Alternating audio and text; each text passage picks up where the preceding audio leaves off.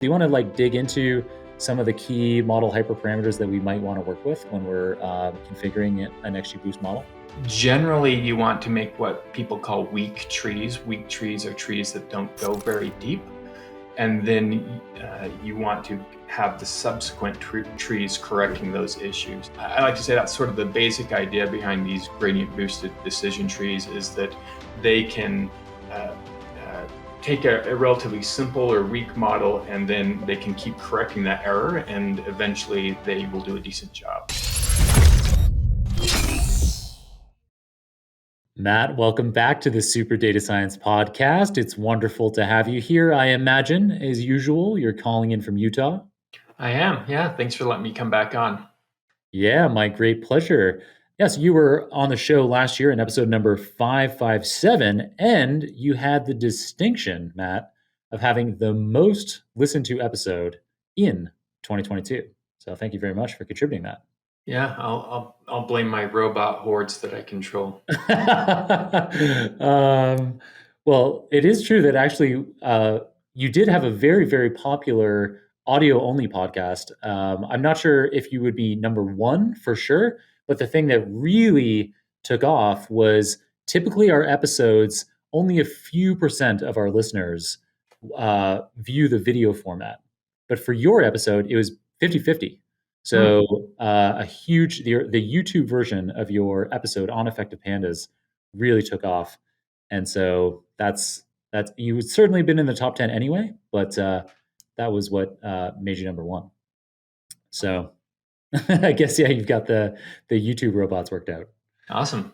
And since then, I actually saw you in person at ODSC West in San Francisco in the, I think that was like early November of 2022. Yeah. And yeah, really nice to see you in person there. There were a bunch of the most popular episodes of Super Data Science last year. So guests like Sadie St. Lawrence, Ben Taylor. I know we got a photo all together. And then that episode led to me landing several other great guests that we've had already so far this year. We actually did an episode just a few weeks ago with Stephanie Molin, whom I met at ODSC West. It was episode number 675, and hers is also a pandas episode, but it was kind of specifically focused on pandas for data analysis.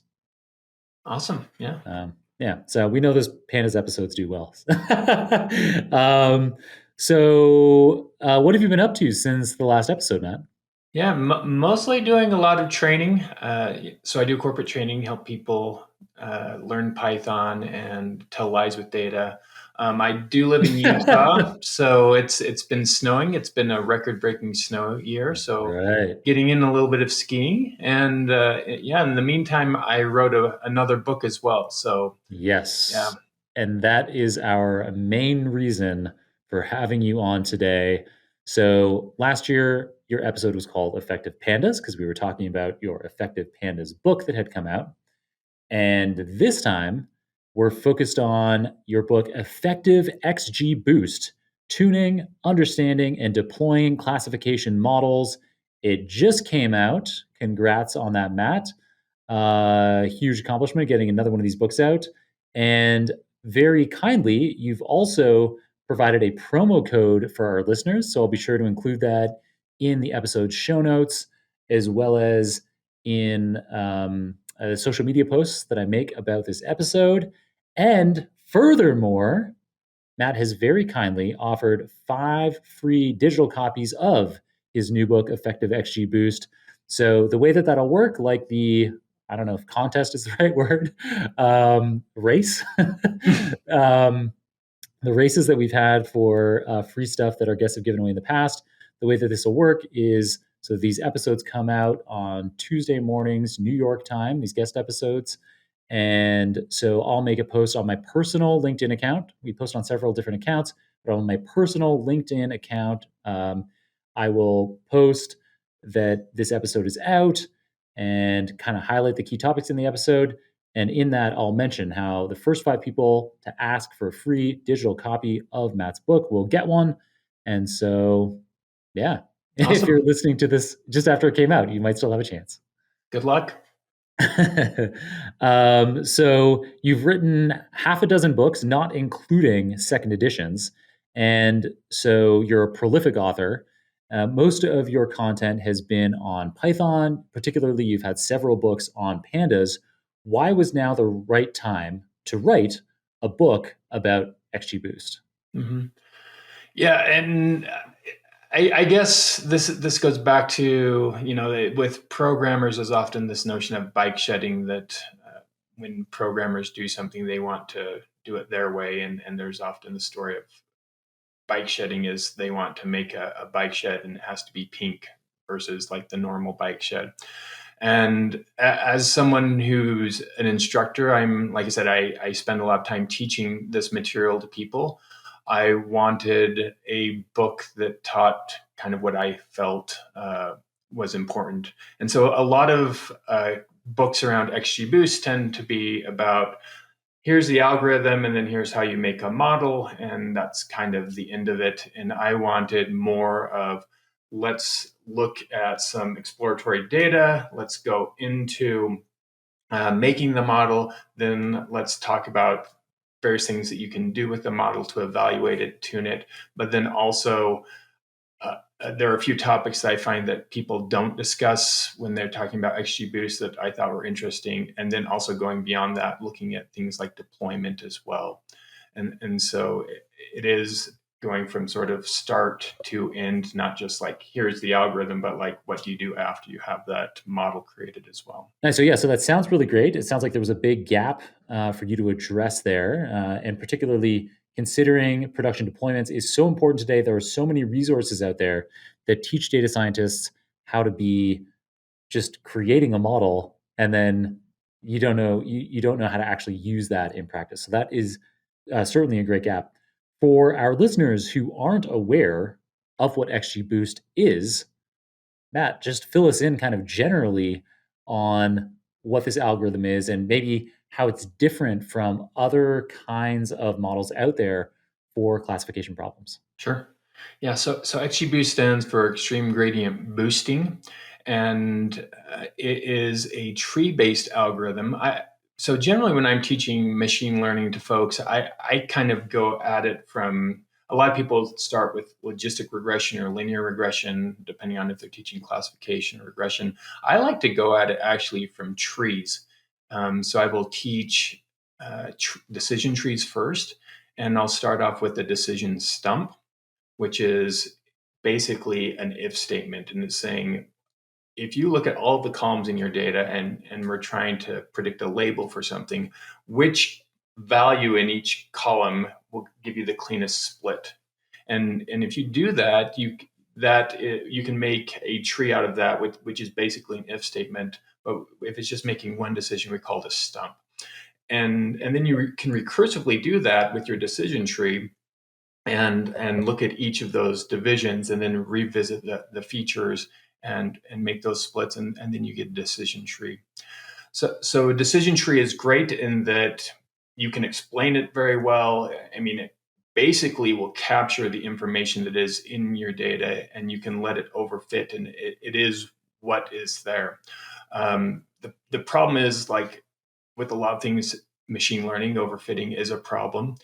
And so you need to be aware of that and handle that. And so from there, I like to say, okay, well, how would you overcome some of these issues with decision trees? And one thing might be, well, you could make different decision trees, and you could train them on different portions of the data. And that's sort of like this question, like, how many people do we add to the jury, right? And so if you are looking at adding people to a jury, and each of them sort of has a different background and point of view, well, if each of them have a greater than 51% chance of making the right verdict, it would be good to add all of these people. And that algorithm is basically a random forest. And then a decision, or gradient boosting, is saying, we're going to take a decision tree, and it's going to have some error, and then we're going to correct for that error, and make another tree that boosts or fixes that error, and we can keep doing that process. So an analogy I like to use is that these are sort of like golfing. If you were golfing, a decision tree is like having one chance to hit tee off, and hopefully it goes in the hole. random forest is like saying you and 20 of your best friends all can tee off, and we're going to, wherever the ball lands, we're going to average all those together, and that's where the ball is. And generally, that would, I'm not a very good golfer, so that would probably be good for me. And then a gradient boosted decision tree would be like, okay, you get to hit the ball, but then you get to hit it again, you get to hit it again, and you can hit it however many times you want. And each time you're correcting that error and getting closer to the hole. And so that's I like to say that's sort of the basic idea behind these gradient boosted decision trees, is that they can take a relatively simple or weak model, and then they can keep correcting that error, and eventually they will do a decent job. Are you moving from batch to real-time? Pathway makes real-time machine learning and data processing simple. Run your pipeline in Python or SQL in the same manner as you would for batch processing. With Pathway, it will work as is in streaming mode. Pathway will handle all of the data updates for you automatically. The free and source-available solution based on a powerful Rust engine ensures consistency at all times. Pathway makes it simple to enrich your data, create and process machine learning features, and draw conclusions quickly. All developers can access the enterprise-proven technology for free at pathway.com. Check it out. Yeah, so to kind of rewind and recap what you covered there. So when we have a classification problem, so when we're trying to use a machine learning model to predict a specific category, or a statistical model to predict a specific category. So a common example, one that I've taught with, is there's this Titanic data set that's really overused, where every row represents somebody that was on the Titanic, and you have this binary label as to whether they survived the Titanic or not. And then you have, so every row is a person, and other than the column that says whether they survived or not, you have all these other columns of information about the people. So like, were they in first class? Were they male? Were they female? How old were they?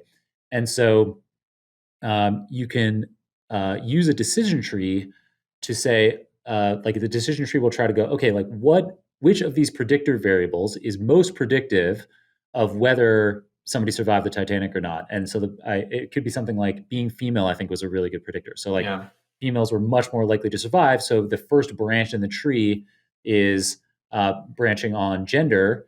And because you're like, if they were the female gender, they were very likely to survive, male or not. And then you can go from there and say, okay, within the females and separately within the males, what was the next biggest factor? Was it age? Was it fair class?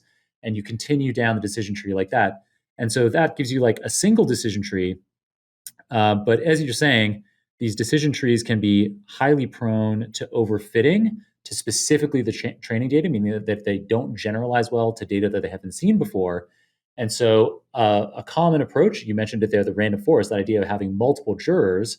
So you can have not just one decision tree, but as many decision trees as you like. So you might have 10 or 100. And for each of those decision trees in the random forest, you end up with slightly different answers, because you'll like remove some of the cases in the data, or you'll remove some of the predictor variables randomly from each of the decision trees.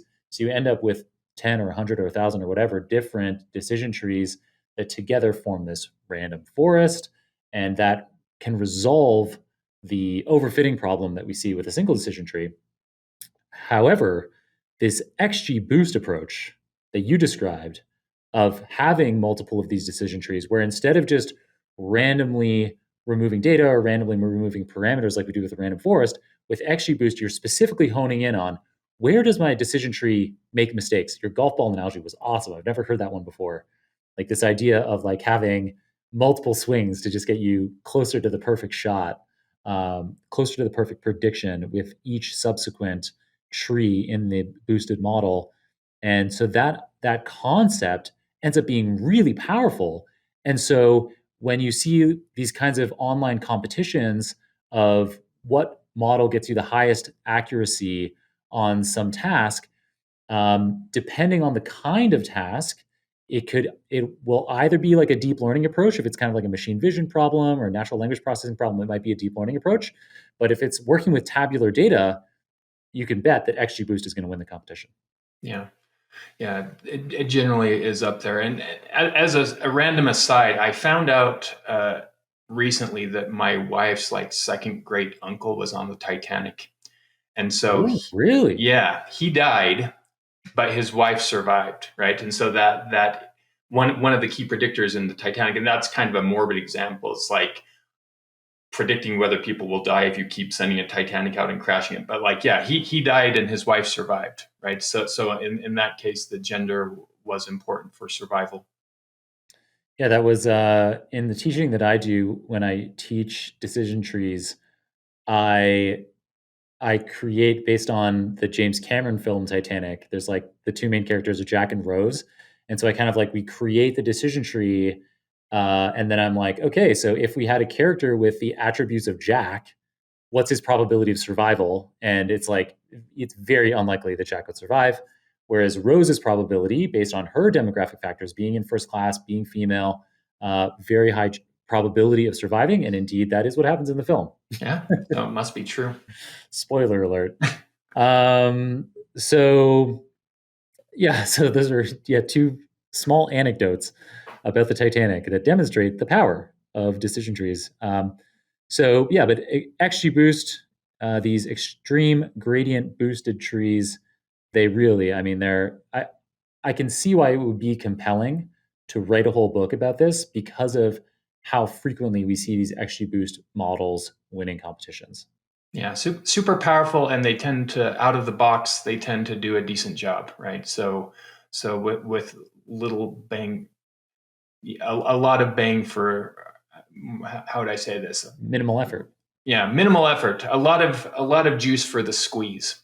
Right, right, exactly. Yeah. And so then I guess the implication there is that the kind of the default hyperparameters work pretty well. Do you want to like dig into some of the key model hyperparameters that we might want to work with when we're configuring an XGBoost model? Yeah. So you've got hyperparameters that deal with the tree structure, right? And so generally you want to make what people call weak trees. Weak trees are trees that don't go very deep. And then you want to have the subsequent trees correcting those issues. So you can deal with how deep the trees go, or you can deal with how many samples or rows would get split into a level and stop splitting once those get to a certain size. So that controls the tree structure. There's some regularization hyperparameters that you can control as well. So that would make it so that you pay less attention to certain columns and prevent overfitting that way. There are some hyperparameters that let you deal with model weights or classification weights. So if you've got imbalanced data, you can deal with that. And then there are uh, another hyperparameter that's common is the number of trees or estimators that you have. So again, that's how many times you hit the ball.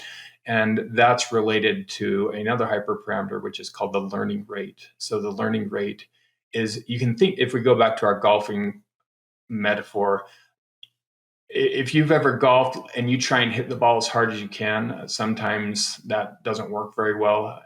When I was taught to golf, it was like hit the ball like at 80%, so you're consistently hitting it. You're not like squeezing as hard as you can, right? And so if you're hitting the ball as hard as you can, you might overshoot it sometimes. And so you might overshoot the hole. And so this learning rate is saying, well, in the case of a decision tree, we don't even have, if we can hit as many times as we want, I mean, we could take our putter out there and we could just keep putting the whole time, as long as we have more trees. And you'd eventually get to the end. Now, there are pros and cons to that, right? You might have more trees, so that might take when you need to make a prediction, that might take a little bit longer, but you can make a decent model. And so there are a lot of these things in machine learning. There's trade-offs and balances. And so with evaluation techniques, you can figure out, what combination of hyperparameters will give you a decent model. I found that XGBoost actually, in my experiments, slightly overfits out of the box. And even considering that it does overfit out of the box, it tends to give better results than a lot of other models do. But with a little bit of tuning, we can get it to actually perform better than the out of the box model. What kind of tuning would you do? So if we have this slight overfitting typically out of the box, then what are your kinds of key next steps to rein that in? Yeah, so it depends on what I guess computers you have access to and how much time you have. Like in the book, I show an example of using the HyperOpt library. And the nice thing about the HyperOpt library, in contrast with like a grid search, scikit-learn. So scikit-learn is a popular Python library for doing tabular data machine learning. And scikit-learn has what's called a grid search. And the idea there is you have these hyperparameters that control how the model works. And then you can say, okay, these are the specific hyperparameters that I want to evaluate. So for depth, you might say like, maybe we want to look at a stump, right? So we let the depth go to 1. Maybe we say the depth can go from like 1 to 10, or maybe we also include unbounded in there as well. And then, if there's 5 hyperparameters and each of them have 10 different options for them, you've got this combinatoric explosion. Every time you add a new hyperparameter, you're basically doubling the time that it takes to evaluate and see which combination is the best. And so you can use some other libraries, like HyperOpt is one that I like to use. And the idea with HyperOpt is that rather than specifying here's the 10 different options, I provide a distribution. And it's going to do some Bayesian modeling to say, okay, how did my performance result when I chose this value from the distribution? And if it's okay, I'm going to exploit that area and try other values around that. But every once in a while, it will do an exploration. We'll sort of jump back and try some other place that it might not have found to see if there might be it might be like in a local minimum or something like that. And so HyperOpt is a library that you can basically set these distributions, and you can say, this is how many times I want to run, and then you can track the performance as it's going over time. That's one of the tools that I like to use. And then if you don't have a lot of time, I've got, in my book, I show stepwise tuning. The idea there being that instead of doing this combinatoric explosion, we might sacrifice, maybe we will get into a local minimum, but we're going to say, let's just look at hyperparameters that deal with the tree first of all, and try and just adjust tree hyperparameters for a little bit. And since there aren't that many of them, it might not take very long. And then we'll look at regularization hyperparameters and just optimize those, and rather than looking at the combination of both of those. And I found that, again, depending on your data size, that can save you a lot of time. You can get a decent model that is better than your out of the box model with relatively little effort doing that. Super cool. Those are great tips. I love this idea of using the HyperOpt library instead of doing a grid search over, as you say, this like very rapidly expanding possible number of hyperparameter situations to be exploring, using the Bayesian model to use a probability distribution to home in on the best hyperparameter values to have. And it's cool that it'll kind of retest as you like. It'll use that probability distribution to bounce out a bit from where it's already kind of found to be the right spot to explore a little bit more. That's really cool. In deep learning, which I have a lot more experience with than XGBoost, in deep learning, we have variable learning rates. So when you gave that analogy earlier, Matt, about the different types of golf clubs, I love that. I hadn't had that visualization before. So this idea of learning rate being like having a putter for a very small learning rate or a driver for a very large learning rate. And so, and also the key thing there is that like when you're using the driver, you have to be taking a full swing. Like you're cranking it, you're trying to hit it like 300 yards every swing with the driver, so that even when you're on the green, very close to the pin, you're like swinging this driver and hitting it 300 yards and hoping that you're gonna like get it in the hole, which is obviously going to be hard. So there's this kind of the analogy works really well where if you have the time to wait while using the putter, you know, that's going to be inefficient as you start from the tee. But once you make your way to the hole, you're going to find it easy to sink it into the hole. Whereas the driver, you're going to get to the hole quickly, but then it's going to be really hard to get a very precise model. So in deep learning, we have this idea of variable learning rates, which ties in perfectly to your golf analogy, where you start with a driver, and then as you get closer to the hole, you switch to irons, and then you switch to a putter. So you're gradually reducing your learning rate as your model gets closer to having the right answer. Mm-hmm. And so, is there? This was just a big exploratory tangent, and I have no idea. Is there a concept of this same kind of variable learning rate concept with XGBoost?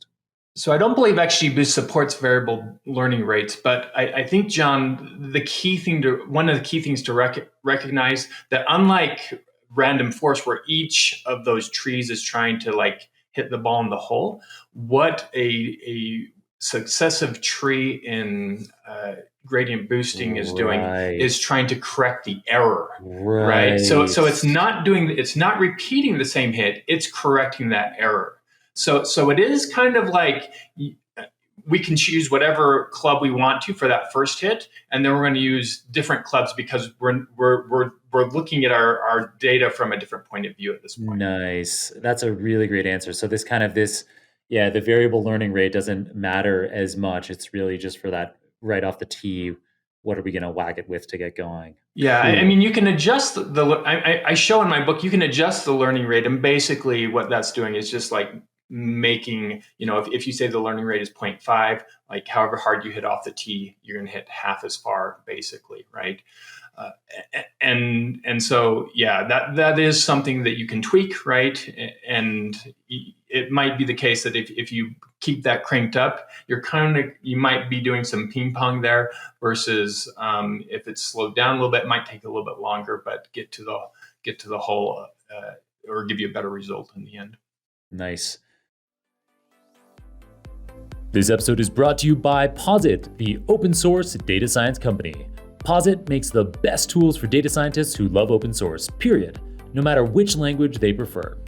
Posit's popular RStudio IDE and enterprise products like Posit Workbench, Connect, and Package Manager, these all help individuals, teams, and organizations scale R and Python development easily and securely. Produce higher quality analysis faster with great data science tools. Visit posit.co, that's POSIT.co, to learn more.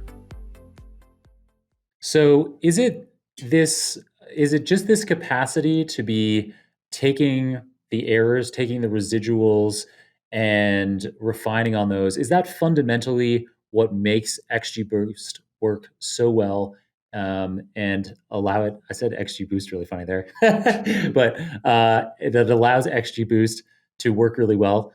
Is that fundamentally it, or are there other ingredients in the secret sauce? Yeah. So we do have, that correction of the residuals. And again, generally what folks are doing is they're making what they call weak model, a tree that doesn't go very deep. It's not overfitting. And then they're correcting the error of that. But XGBoost has some other benefits as well. Like I said, it does have the ability to regularize that. So there are various hyperparameters that we can tune to regularize that. It does also have the ability to work with missing data and categorical values, which might not seem super important, but if you have a lot of us have data that's kind of messy going into that, and that I'm not saying that you should skip like pre-processing or cleaning up your data, but that can help eliminate a lot of those questions where if you have missing data, what do I do with my missing data? Well, XGBoost can just take care of that for you. You can imagine that decision when it's making a decision, it can just say, okay, well, let's take into account whether it's missing as well. And then another thing that XGBoost has going for it is that it is optimized to leverage multiple cores. So if you've got a beefy machine, you can have it run very quickly. And you might think, how does it optimize for multiple cores when you have to keep putting? Well, basically it can evaluate in the same tree the multiple steps in the same tree at the same time. So you get through a single tree a lot faster than you would otherwise. So the Nice. combination of those gives us, like we've said, an algorithm for tabular data that works really well out of the box, doesn't require a lot of pre-processing, though obviously with pre-processing, generally your model will improve. And so I think it's a great tool to have in your tool belt and to be aware of, again, because it is a lot of bang for the buck. Nice. Super cool. Yeah. So, in addition to refining on residuals, um, other reasons why XGBoost works so well relative to other algorithms for classifying tabular data include that it works well with missing data. And I can't understate how important that is, because if you have 20 possible columns of predictor variables that the decision tree could be considering using at any given point, it might be the case. So going back to the Titanic example again, there could be rows where, okay, we knew the age of the passenger, but we didn't know their fare class, or vice versa. And so it could end up being the case that over the course of the hundreds or thousands of people that were on the Titanic, that there's one data point missing for half of them, or maybe there's one data point missing for three-quarters of them. And so if you're not able to handle these missing data points, either you need to be pre-processing them, like you say, like permuting what these missing values could be. Um, but it's really cool that XGBoost can handle those missing data right out of the box. Regularization also obviously huge, and probably another point as to why XGBoost does so well, because XGBoost isn't just overfitting to your training data. It does well on data that it hasn't seen before, which in these competitions, that's basically the way the format always works, is they're like, hey, here's your training data set. We're going to evaluate it on a data set that you'll never be able to see. And so that regularization is key. And obviously in the real world, not just in competitions, that is machine learning models are dealing with data that they haven't seen before. So it needs to be able to regularize well, to generalize well. And super cool that XGBoost is optimized to leverage multiple cores. So then obviously if you have access to a lot of compute, or you use a cloud instance to access a lot of compute, you could crunch through a lot of data effectively. Then that means as quickly as you want, you can just scale up your compute to get an answer more quickly. Exactly. Yeah. It will also run on GPUs as well. So Oh, really? yeah. So if you've got beefy GPUs as well, you can leverage XGBoost there as well. Nice. I did not know that. That Yeah. is super cool. So when are particular circumstances when you would use XGBoost? So we already talked about tabular data. So it sounds Mm-hmm. like basically anytime you have tabular data would be a time to use it. Are there other circumstances as well, or is that kind of that's the key time? Well, tabular data is sort of key, but let me maybe go into some nuance of like, I mean, in the Python world, you've got a bunch of options. Like scikit-learn implements a bunch of algorithms that you could use, and I will note that there are other extreme gradient boosted libraries as well, like CatBoost or Light GBM, which at a 20,000 foot point of view are very similar to doing what XGBoost is doing. But some of the reasons why you might want to consider one of these extreme gradient boosted decision tree models is if you have complex relationships in your data. So a nice thing about decision trees is that they can capture nonlinear data. And an example I like to use, for a while I worked in helping create solid state storage devices. So this is like NAND flash, SSD type devices. And I'm not a hardware person, but I found out that there's this oddity where if you have a piece of NAND flash, it has a tendency to die during infancy. And then if you get it passed into like the teenage years, it will work fine. And then the electrons get stuck again in the end. So there's like this bathtub curve of like at the front, there is a chance that it might not work. But once you get it past a certain point, it's basically going to work until it gets to the end of life. And so if you're using like a logistic regression model, it can't capture that nonlinearity if you're looking at age of the device, right? It can just say, as the age of the device goes up, either I'm more prone to failure or less prone to failure. But given a single column, that like logistic regression wouldn't be able to make a prediction from that. Whereas a decision tree could say, okay, I'm first going to look at the age, and if it's less than some amount, then I'm going to say maybe it's more likely. And if it's greater than, and then it can look at the age again after it's done that split and capture those nonlinearities. So that's, I think that's super useful. This is a feature of decision trees in general. So random forests and decision trees have that. Another thing that you can get by using a library like XGBoost is interactions. And so interactions are it's, going back to our Titanic model, it's okay, are you a female? Well, there might be a difference between a female in first class and a female in third class, right? So we can split on gender, but then we can also split on class after that. And if we see in our trees that we often split on gender and then class after that, that would tell us that there might be a relationship between those two. And again, this is something that using logistic regression or some of these other models can't really capture relationships like that or interactions unless you would start encoding that into the data, right? Make a new column that's like, we're going to take these two columns and multiply them together. Or for the example of our U-shaped curve, bathtub curve, where you say like, okay, we're going to make a new column as the age less than teenage years, and make another column as the age, an indicator column for the age is greater than old age, sort of thing.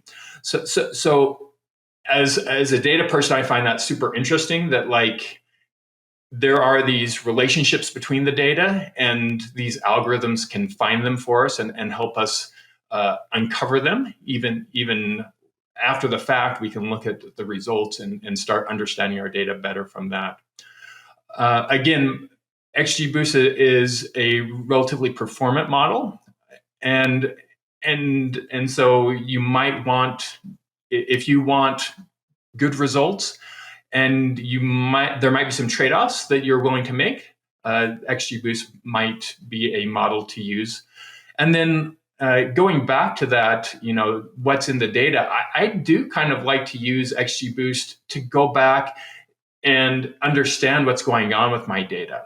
And so I would say using XGBoost as a mechanism to do EDA, or exploratory data analysis, or if you think of like this machine learning life cycle of, we're going to ask a question, we're going to make a model, we're going to look at the results, and then this might have a cycle in it or multiple cycles in it. And oftentimes I've found that like after I evaluate my XGBoost model, I have insights into the data that I didn't have initially that might help me make a better model after that. Yeah, really great points there. So just to kind of recap them, another one of the things that makes XGBoost so powerful is that it automatically handles nonlinearities and interactions. And so that's similar to why deep learning can outperform regression models in other kinds of cases. So XGBoost is again great for tabular data, whereas deep learning, you might say, if you're working with image data or video data or natural language data, you might think, okay, deep learning is the way to go first.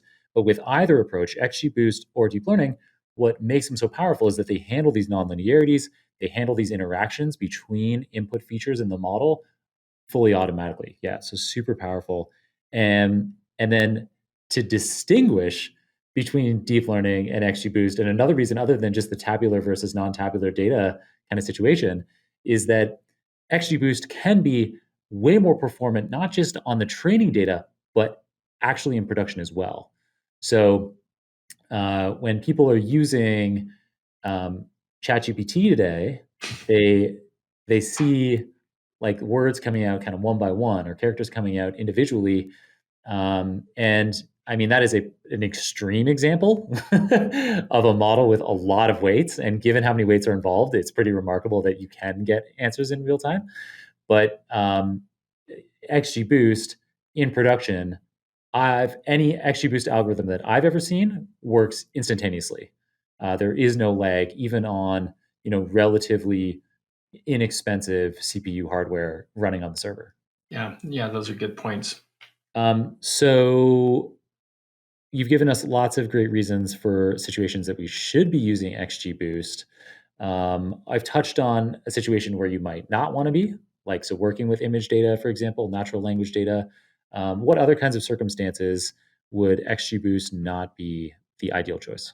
Yeah, obviously, like non-tabular data, like you mentioned, XGBoost isn't going to work with that unless you pre-process your data. And as you mentioned, your deep learning models are state-of-the-art performance, or what people are using these days for image, video, audio data, that sort of thing.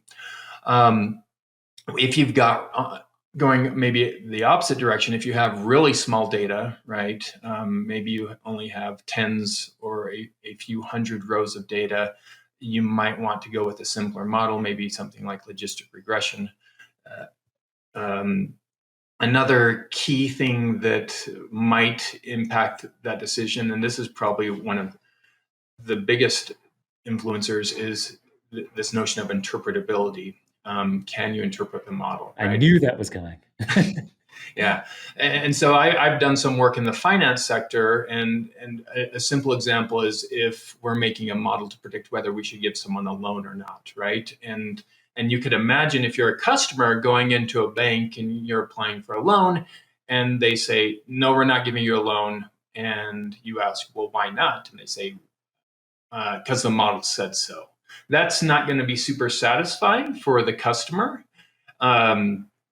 And so you could imagine that if you are in that situation where you want to be able to explain what went on, and if you were able to say, well, if you had $5,000 in an account and your credit score was 10 points higher, we would definitely give you a loan.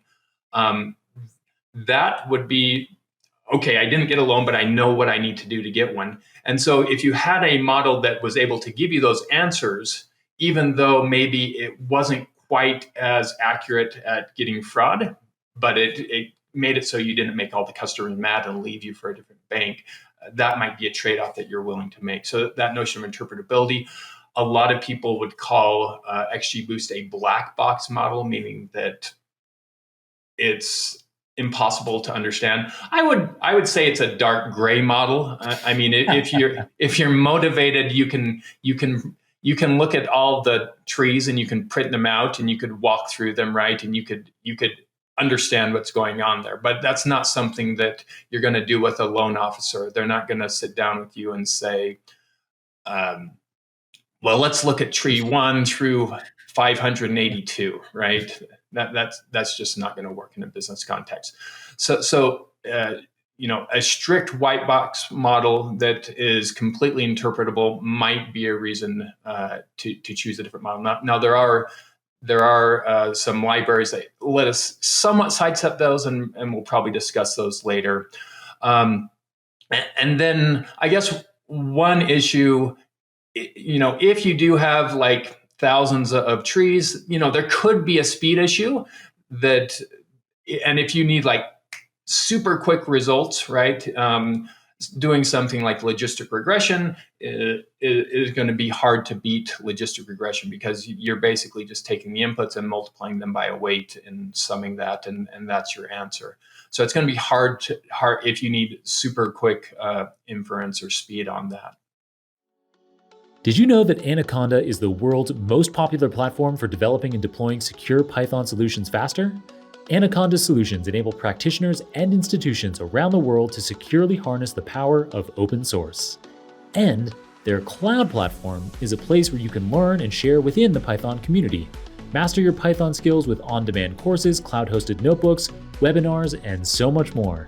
See why over 35 million users trust Anaconda by heading to superdatascience.com/anaconda. You'll find the page pre-populated with our special code SDS, so you'll get your first 30 days free. Yep, that's 30 days of free Python training at superdatascience.com/anaconda.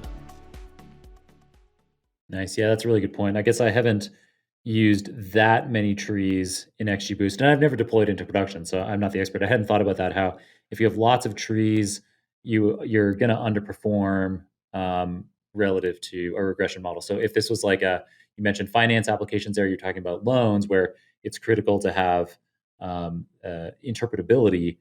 But another kind of finance case is like high frequency trading, where it's like you have milliseconds or fractions of milliseconds matter in Mhm. getting a trade ahead of somebody else. In that scenario, even just a little bit of lag associated with XGBoost might be too much. Yeah. And again, there might be a trade-off there. It's like we might not be able to do the trade if it's slow. And so we're willing to take a model that maybe makes slightly worse trades because otherwise we wouldn't even be able to be in the game, sort of thing. Right, totally. So cool. Great rundown of the kinds of situations when we might not want to use XGBoost. So obviously non-tabular data, very small amount of data if interpretability is essential, or yeah, if it's a really high performance speed situation. So you mentioned there are other kinds of Python libraries that might solve some of these problems. Let's dig into that. Yeah. So I mentioned that XGBoost, you can use it with minimal pre-processing. I don't generally recommend doing that. So I would recommend spending some time with your data before making your model. Uh, and I found that Pandas is a great library for doing that. And we talked about that in our other episode. But diving into our data, understanding what's going on there is probably going to give you some insights before you start making your model that might come in useful. Another library that's super useful is the scikit-learn library. And even though XGBoost is not part of scikit-learn, XGBoost has compatibility with scikit-learn. So if you are using scikit-learn pipelines to do some pre-processing, you can plug in XGBoost there. I will note that scikit-learn, after XGBoost came out, did implement their hist gradient boosting model, which is basically a scikit-learn version of XGBoost that it's going to have similar characteristics. So I remember from your Effective Pandas episode number 557 that one of your number one tips for data scientists is to be chaining methods. So does this mean that we can chain scikit-learn methods right in there with XGBoost? So how scikit-learn has this notion of a pipeline, right? Where you can say, and it's basically chaining operations. And so I will take my pandas pre-processing code, and if you chain that, you can, with relative ease, write a class in Python that will be like your pandas transformer that you can stick in the pipeline. So you could stick in that pandas transformer as the first step, and then you might have some scikit-learn things that maybe are doing like standardization or something like that. And then you could stick in an XGBoost model at the end of that and have that pipeline going through that. Nice. And when you say transformer there, in a lot of recent episodes on the show, we've been talking about transformer architectures like the Yeah. GPT series. Yeah. But this is just a transformer, like with a lowercase t, just meaning something that transforms something. Yeah, the scikit-learn notion of transformer, not deep learning notion of transformer, where transformer is scikit-learn notion that I'm taking some data in and transforming it and giving you data out Mhm. that generally of the same shape or dimension that's coming out of that. Some other models or some other libraries that I think are useful for people who are dealing with XGBoost, the Yellowbrick library. So the Yellowbrick library is a visualization library, and I'm a huge fan of visualization and find that using intelligent visualization can help me understand how my model's performing and actually evaluate my models. Scikit-learn has some visualization capabilities. Yellowbrick is a little bit more advanced there. Nice. That's a new Yeah, one for me. yeah, Yellowbrick. Cool. Yeah, another one that a lot of people haven't heard of is a library called XGBFIR. This is a library for looking at feature interactions. And again, this is that notion that in a decision tree, if you look at a feature or a column, and then you immediately look at another feature after it, and you see that those pairs of features keep following each other in trees, that might indicate that there's a relationship between those two. And so this is a library that basically takes the output of a decision or of XGBoost and reports on what are potential interactions in your data. So again, this is one of those cool things that you can use this to kind of do exploratory data analysis of your data after you've created a model, because you can go back and say, oh, these two columns, like gender and class in the Titanic, are related. I may have thought of that, but I might not have. But the data is after I've made my model, the data is proving that out, and it's reporting that to me.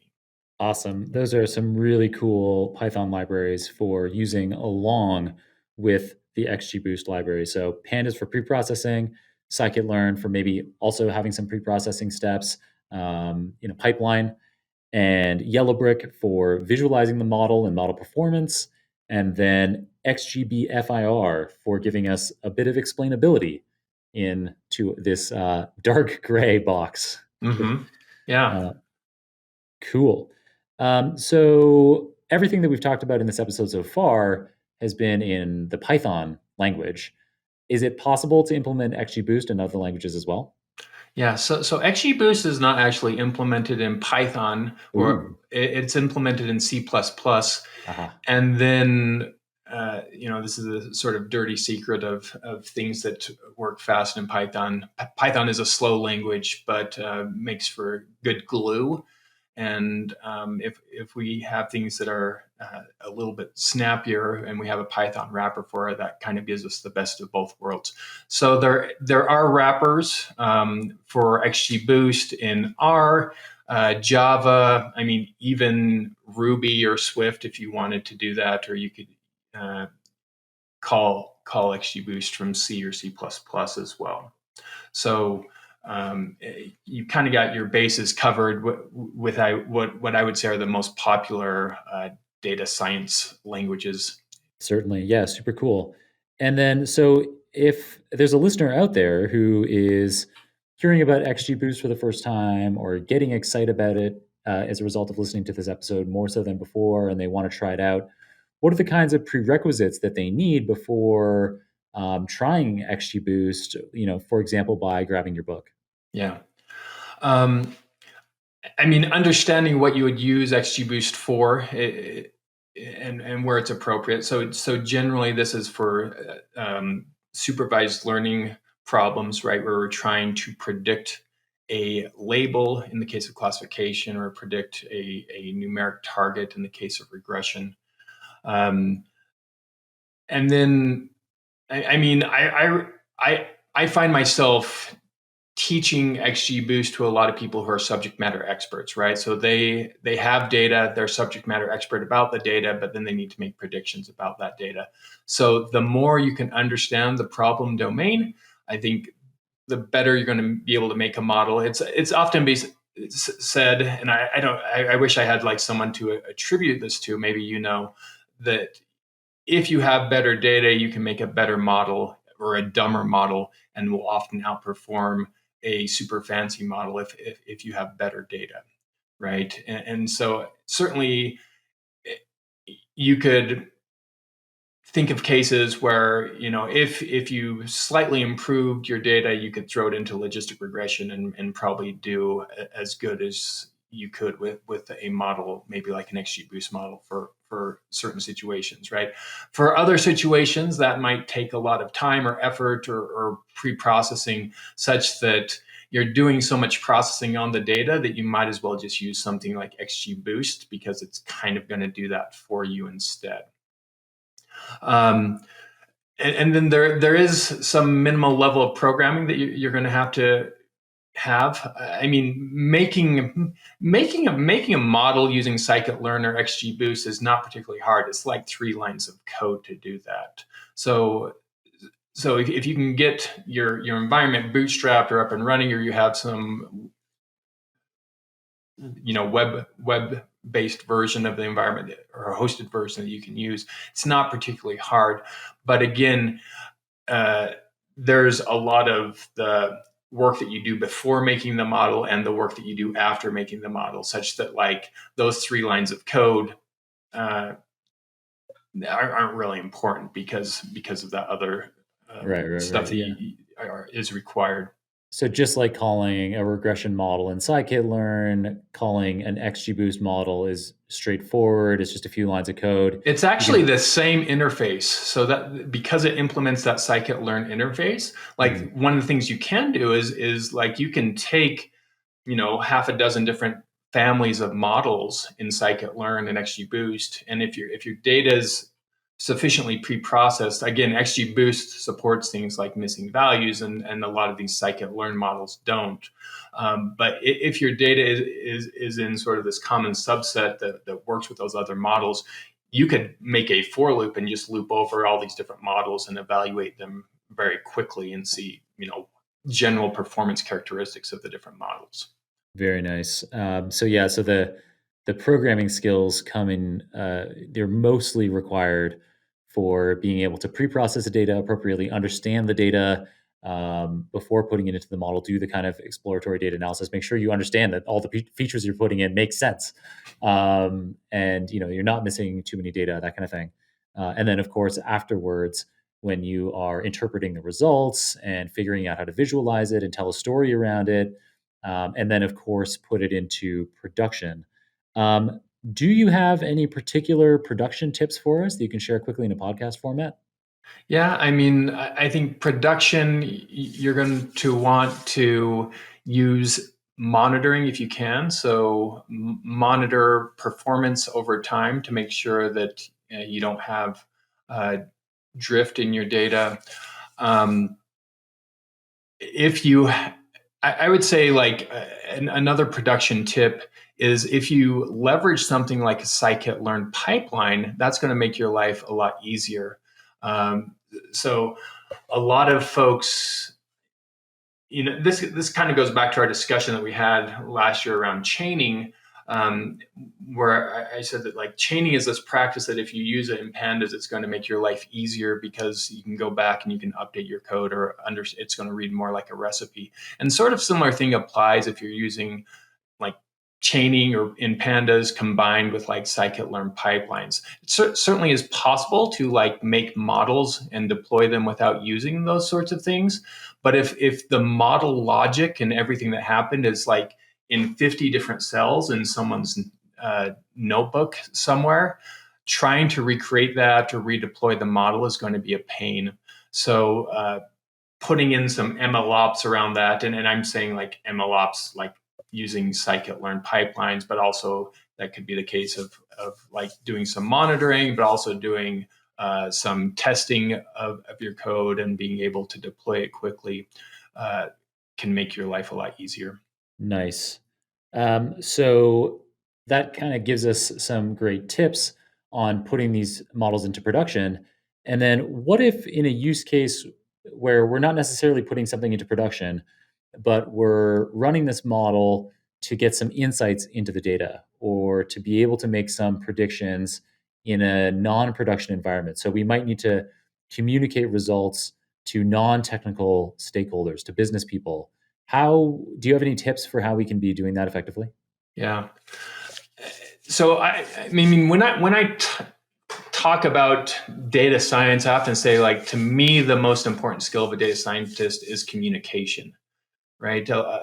Because a lot of people have this notion that a data scientist sort of sits in their ivory tower and then every so often comes down and says like you need to do this, right? And they don't listen to the business. So you do want to have like these open channels of communication where the business feels like you're listening to them and you understand them. So I would highly encourage, you know, starting that sooner rather than later.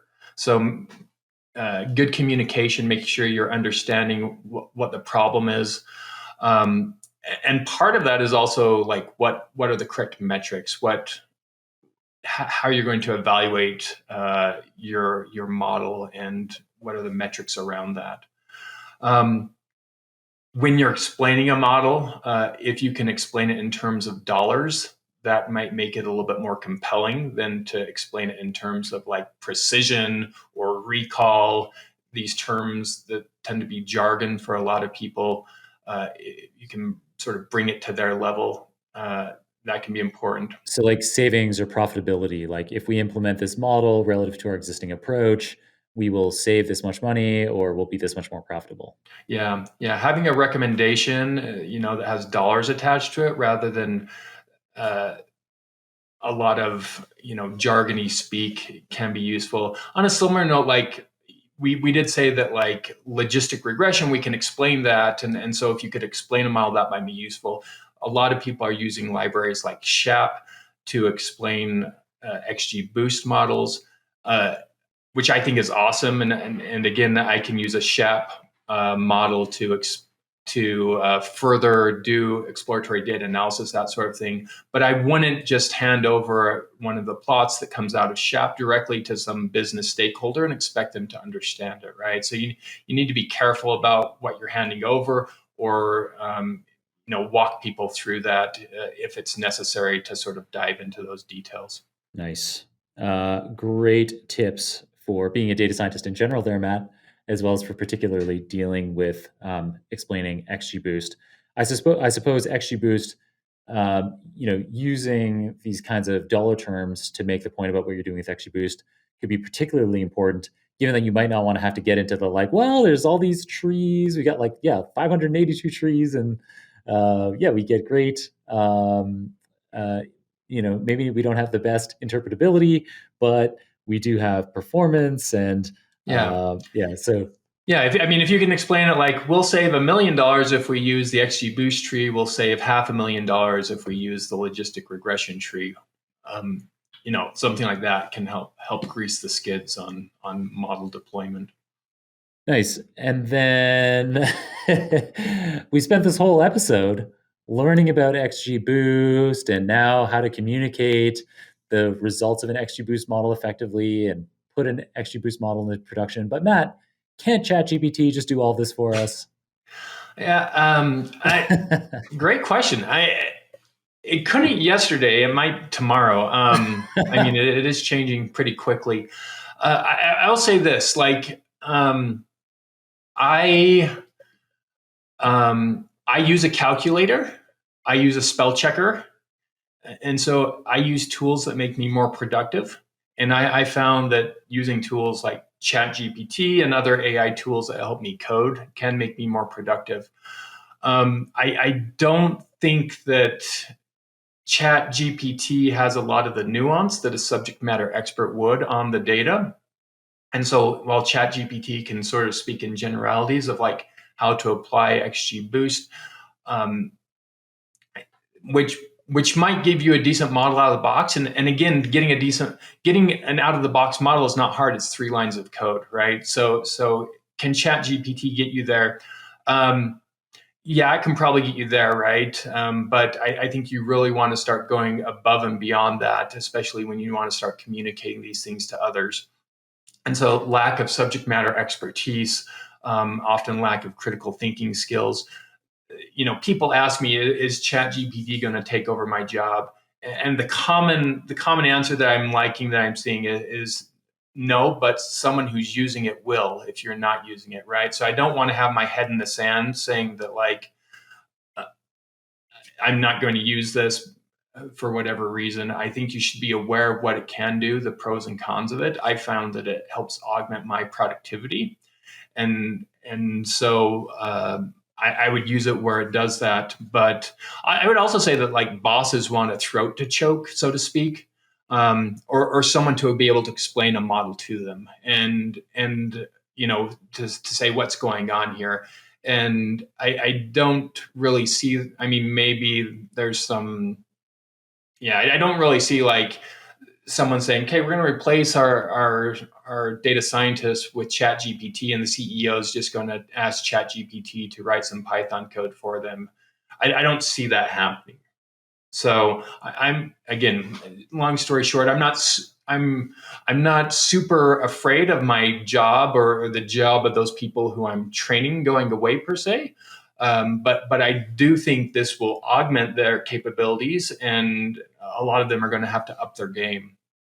Exactly. Yeah. It's a super useful tool for saying, instead of looking up in the docs, how do I instantiate an XGBoost model? You can just ask ChatGPT to do it.